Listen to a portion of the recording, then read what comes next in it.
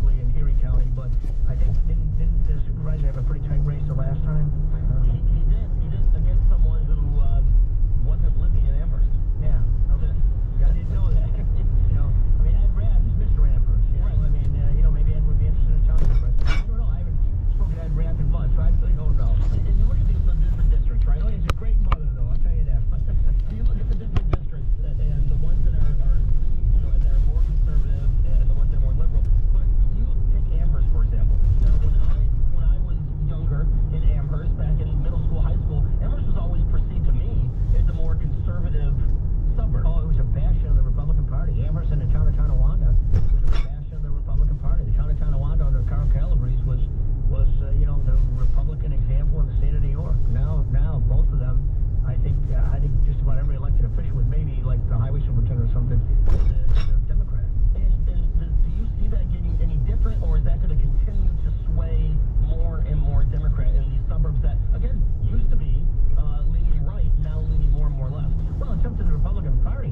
I think, both statewide and locally, they have to do more outreach. I mean, right now in New York, there's 4 million more Democrats. That's my good friend Lee Zeldin, who, I'm going to vote for, and I like him a lot. I served with him in the state senate. But, in 1994, when George Pataki won for governor, I think there were about 1 million more Democrats in New York State than there were Republicans, and George Pataki was successful against Mario Cuomo.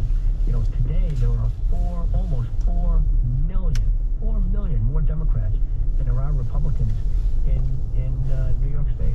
It's got a tough road to climb. And you can bet that COVID is going to go right up till Election Day, and the governor and the legislature and the Senate and the Assembly are going to say, oh, we have to send absentee ballots to everybody, to prevent people from, becoming victims of the pandemic and everything. When you send absentee ballots to everybody, you have 4 million more Democrats than you do Republicans.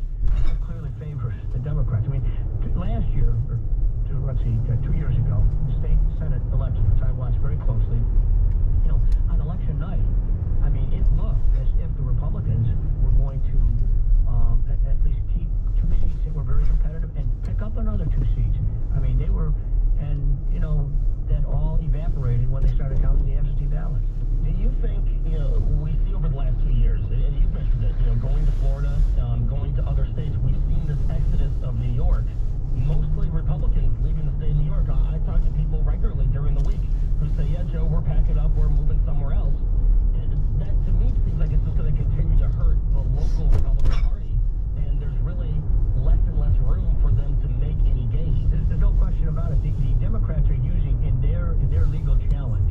That's what I mean. Just took the hand to the Republicans. They hired the right attorney to argue their case in court, George Winter, from the Southern Tier. George is a smart guy. He's a good lawyer. He knows election law inside and out. He'll do a good job for the Republicans. The problem is that courts tend not to want to get involved in drawing up legislative district lines. They stay away from that. But